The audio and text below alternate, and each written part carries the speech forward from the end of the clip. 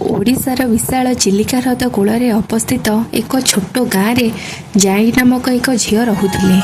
तार खिलिखिली हस एवं दयालु हृदय गाँवर समस्ते बहुत भल पाते। जाई विशेषकर माता काली भक्त थे जे विपद समय ग्रामवासी को रक्षा करुले। दिने जाई बापा दूर गाँवर जड़े युवक सहित तांकर विवाह ठीक करती। यही खबर गाँव में खुशीर लहरी सृष्टि कला एवं लोक मैंने विवाह प्रस्तुति आरंभ कले।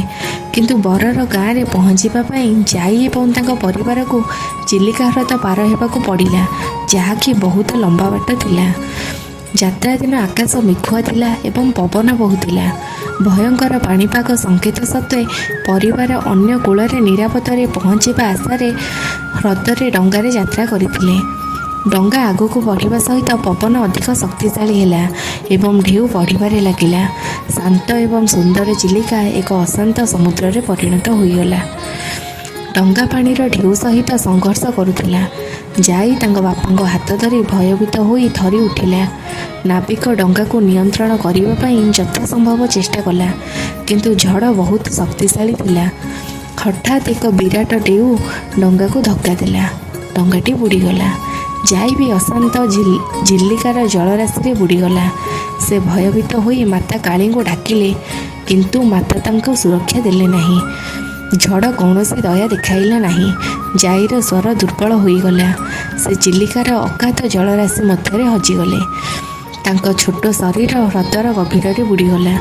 परदिन सकाळे जितेबाला झड़ कमिला सेतेबाला ग्रामवासी माने ह्रद कूल ओलटी पड़िथिबा डंगा को पाइले, किंतु जाईर कौन चिन्ह नथिला।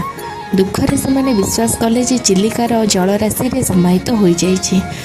ह्रद मझिरे थिबा छोट द्वीपर ग्रामवासी माने तांको स्मृति रे एक मंदिर निर्माण कले और एहाकू माँ काली उद्देश्य उत्सर्ग करथिले, जहाकू सेमाने कालीजाई नाम रे नामित करथिले। सेमाने विश्वास करुथिले जे काली सह जाई माँ एही ह्रद को सुरक्षा देउछंती। समय सहित माँ कालीजाई मंदिर ओडिशावासी पई एक पवित्र स्थान होईगला। भक्त माने मंदिर को आसी चिलिका पृष्ठपोषक भाव में विवेचित माँ कालीजाई ठारू आशीर्वाद लोड़ुथिले। मत्स्यजीवी एवं यात्री माने हृदय यात्रा करने पूर्व मंदिर में अटकी रही से सुरक्षा पाई माता देवी को प्रार्थना करथिले।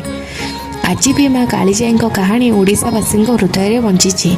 एक कहानी जहाँ भक्ति प्रेम त्याग एवं अविस्मरणीयतार उदाहरण पलटिछि। यही छोट झीर स्मृति भाव में मंदिर आज ठिया होइछि, जार आत्मा चिलिका ह्रदर गभीरतार रही सेठारे जाउथिबा समस्तଙ୍କୁ सुरक्षा देउछि। जदि कहानीटी आपण मानकु भल लागिछि तेबे आम चैनल को सब्सक्राइब एवं लाइक करने को जमा भी भूलिबे नहीं।